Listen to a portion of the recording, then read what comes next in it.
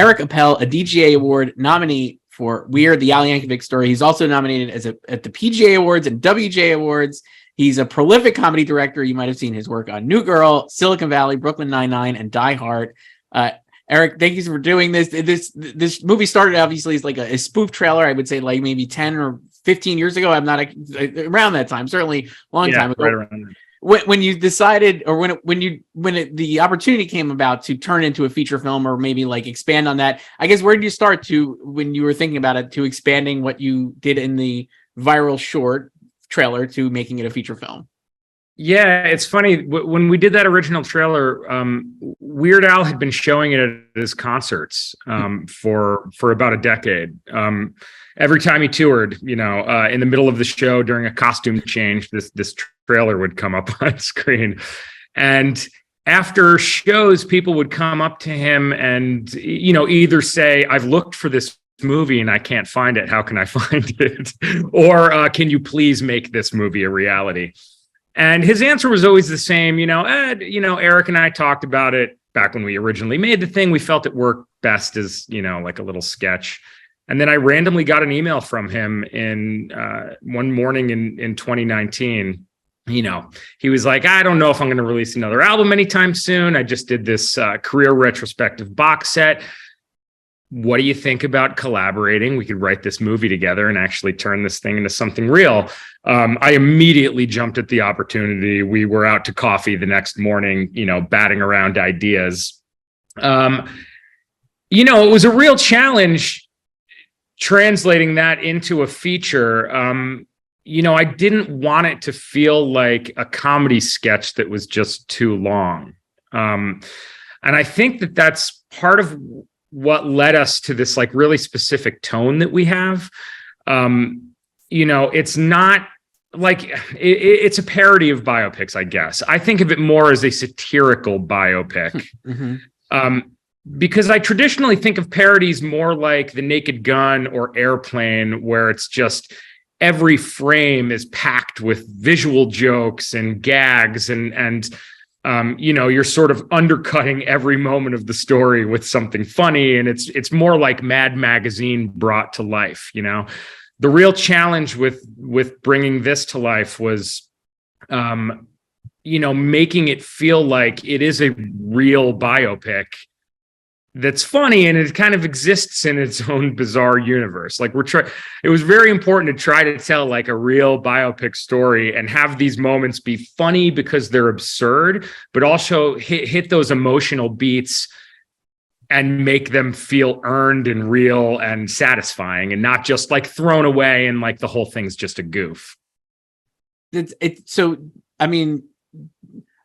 You probably are well versed in music biopics then, but like, did you go back, like, did you do a crash course in those maybe, or like, how did you kind of approach it, like, to make sure you were hitting those beats? Because I think you're right, the movie does succeed as a musical biopic that you would think is real, to the point where at the end of the movie, I think you show photos of like Al and Madonna, and I was like, truly like sitting there like, wait, maybe what was real? Like, I was fooled, even though I was like, I definitely know better. But I was like, so it does work from like that aspect of it. But I guess, can you talk about like how you kind of went, like, what was something, I guess, when you were thinking about those musical biopics that was like important, I guess, to carry over to the satire of those biopics? Yeah, well, I guess, it wasn't even just musical biopics that we looked at. We didn't sit down and watch like Rocket Man and Bohemian Rhapsody and all these movies and say, what scenes can we pull from those and sort of do the joke version of. Walk Hard feels very much like the parody of Walk the Line, and a lot of musical biopics. But, we wanted to sort of take all those tropes and those moments from even fictional biopics, Boogie Nights, Forrest Gump, and just kind of, it was all about building the story around this fake version of Weird Al, this guy that just wants, he just wants to be accepted for who he is. He just wants love. And just kind of tracking that journey. He rises to the top. He becomes the most successful musician of all time. It's a false victory. He thinks he gets what he wants, but it's not, it's the love of his father that is what he's really looking for. And it makes him susceptible to all these, we added Madonna as this villain character who, his guard is down and he doesn't even realize that she's taking advantage of him. So it was really just, we had all the Weird Al songs, and obviously there's those moments in the biopic that we wanted to hit that are sort of universal that happen in every musical biopic. There's the, writing the first song. There's performing in front of an audience where the audience hates you at first. And then by the end of the song, they're like the biggest fans in the world. And it was like trying to grab onto all those moments, at least for the first half of the movie. And play those in a very it's grounded in its own bizarre reality. And make those moments feel big and earned. And then for the second half, it was just sort of taking the the downfall of this character and trying to make it feel not like we're just following a paint by numbers biopic, but to bring it to some really insane places like this Pablo Escobar action sequence that we have, which came from the very first conversations that Al and I had. I think he had just binged all of Narcos and he was like, I think it'd be really funny if out of the blue in this movie, I'm suddenly John Wick in a Hawaiian shirt and I'm like facing off against Pablo Escobar. So I was tasked to okay, well, I need to figure out how to make that really earn. I had to fill that scene, we're going to pitch this movie all around town. The first thing that's going to happen is people are going to tell us you have to cut this Pablo Escobar scene. It makes no sense. It comes out of nowhere. So it was like, how do we figure out how to put a bunch of emotional payoffs in this Escobar sequence? Mm-hmm. So it comes out of the blue. It's like Al's at its lowest point, and all of a sudden he's thrown into this action movie world, and it feels random. But by the end of it, it's like, okay, well, I think the only thing that could have happened was this Pablo Escobar sequence. It's where he figured everything out and it propelled him into the third act, Right. That's awesome. You mentioned, I think you said this, you shot this in 18 days, right? Or 17 days. 18 days, yeah. Which is just wild when you watch it because there's so much going. It's kind of hard to wrap your head around that you did it in such a short amount of time. The other thing you mentioned there was Boogie Nights as an option or an inspiration or whatever, and you kind of have that homage to Boogie Nights here with the pool party and the cameos. I definitely was very excited about that sequence. I know that's so doing that kind of massive sequence with all that talent and how all those cameos. And then also doing it within the 18 days, I just was how did you pull that off, basically, for lack of a better question? But I mean, it is kind of wild, so I guess. Yeah, it's wild. It was a bit of a miracle. And I mean, that day that we shot that scene, that's not the only scene we shot that day. With 18 days, you have to stack all these things. I think the day that we were Al's in the jungle, breaking the neck of this Pablo Escobar henchman, that was the first half of one day. Then we had to do a company move, to the Van Nuys golf course restaurant where we shot the scene where Al and Madonna are out to dinner, and he finds out that he gets the phone call that tells him that Michael Jackson's recorded a parody of "Eat It," and I'd say that pool party day. I mean, the lead up to that day, one of the most stressful situations I've probably ever been in on any set of anything I've ever done. It was a day where we were watching the weather. We were shooting this movie in February in LA, which is usually, it gets a little chilly, but the weather's pretty even every day. It's sunny. It was the one day of the month that was forecast like rain. Oh, no. And we just had no wiggle room in our schedule. Our we had our budget to think about and also actor availability. I think Daniel Radcliffe had to, and we're shooting this at the height of COVID. I think Omicron had just started or maybe it was Delta at that point. I can't quite remember, but we were operating under serious COVID protocols.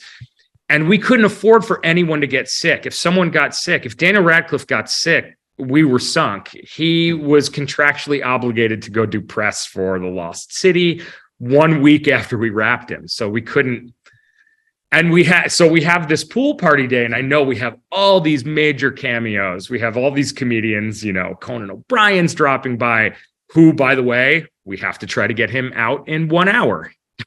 We shoot his piece, his pieces. He's kind of doing us a favor and coming by for basically no money. And then I'm watching the weather app, and it's like, we're going to have rain that day. It's supposed to be this sunny pool party scene. Thankfully, when we got to that day, it sprinkled a little bit near the end of that scene, but it was so cold we couldn't afford to heat the pool. We shot on a Monday. We would have had to bring heaters in over the weekend. It just wasn't in our budget, so we couldn't have anybody swimming. Every time I call cut in that scene, everyone's just huddling under heat lamps. And I would say this, like. And this sort of across the entire movie. Part of what made it doable was casting fantastic actors that could pull this stuff off in 1 or 2 takes. And it was a comedy, but we were playing it like a drama. So we weren't doing a lot of improv. There's barely any improv in this movie. Everybody's sticking, really close to the script because they're trying to play all of these scenes, as ridiculous and absurd as they are, at the top of their emotional intelligence, and really playing this like it is, like they're in a big budget musical biopic, even though we had I think we had less than 1/10 of Elvis's budget. You had like a sequence. Yeah, we had maybe a sequence. Yeah, we had like Elvis's crafty budget, I think. we have to wrap up. I want to ask you one thing. Like you mentioned, like the casting. So you have, obviously, Daniel is amazing as Al, and I know you kind of talked about him in the interviews, and it's a great performance. You also have Al playing a different character, and I guess, what was it like directing Al as someone other than Al? I guess. Yeah. Well, it was really funny. It was such a blast directing him as that particular character, because he gets to dress down himself, and it's such a fun scene because and doing this sort of meta thing, we actually took out a little of the winkiness in that scene of Will Forte is making fun of Dan's Weird Al character for being ugly and his stupid glasses, and we did have a moment. I think it was in early cuts of the movie where real Al, spikes the camera. He looks right down the barrel and is like, oof, like, I'm aware that I'm making fun of myself in this moment, but we ended up taking it out. Yeah, that was one of the other things in the movie, just before we go, is that the balance of how silly, we never wanted to undercut these emotional beats that we had, that because we wanted our story to work and we wanted everything to really hit. There's all these things that we shot. There's so many jokes that were in the script that, I ended up taking out in editing, just little tags at the end of scenes or moments that just anything that stepped on, these scenes being emotional. Things like spiking the camera in that scene, but also, when teenage Al gets into that big fight with his father and he smashes the accordion and he's like, get out, and the kid leaves. There was a beat at the end of that scene that we shot where mom comes in and she's like, what happened? Where's Al? Where's Alfie? And the dad's like, he's dead. And she's like, what? And he's like, to me, he's dead to me. And she's like, oh, thank God. And it was really funny on the day. And the scene is funny, but just making those directorial choices of oh no, it's so much more important to go out on this look of regret on Al's father's face. That's what propels us into the next act of this movie, where we see Al as an adult, and we hold on to that. Does dad really feel this way? And it helps out at the end when we find out that no, he doesn't. Dad's been holding this secret this entire time. But that was such a challenge with this film, of just trying to figure out where is the tone of this? What's too far comedically? What's too far dramatic? And how do we find that, balance and really make this not just funny and bizarre, but just satisfying on another level for audiences, where they go in expecting one thing and they leave, wow, that movie was better than I thought. When we went into this, I said, my ultimate goal with this is for people to go, wow, that was actually a good movie, I think. Because people are going to go in with this expectation of like, what is this? It's going to be silly. I'm going to laugh, but trying to make it actually satisfying. And and actually, it is actually a good movie, as we can witness by the DGA award nomination, WGPGA award nomination, all these great acclaim and awards here for the film. So thank you. I mean, my biggest hope was that like I said, people would actually just like it.